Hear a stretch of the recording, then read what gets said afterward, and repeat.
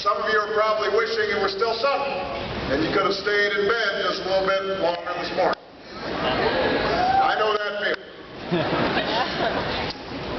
When I was young, my family lived overseas. I lived in Indonesia for a few years. And my mother, she didn't have the money to send me where all the American kids went to school. But she thought it was important for me to keep up with an American education. So she decided to teach me extra lessons herself, Monday through Friday. But because she had to go to work, the only time she could do it was at 4:30 in the morning. Now, as you might imagine, I wasn't too happy about getting up that early. A lot of times I'd fall asleep right there at the kitchen table. But whenever I complained, my mother would just give me one of those looks and she'd say, "This is no picnic for me either, Buster." So I know that some of you are still adjusting to being back at school, but I'm here today because I have something important to discuss with you.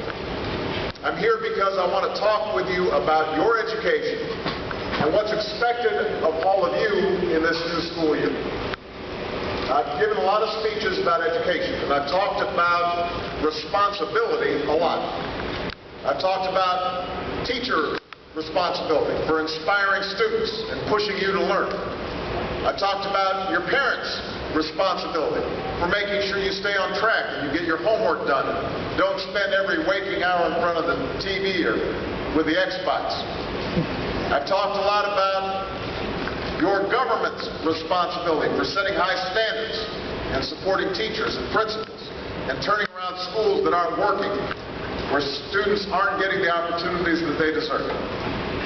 But at the end of the day, we can have the most dedicated teachers, the most supportive parents, the best schools in the world, and none of it will make a difference. None of it will matter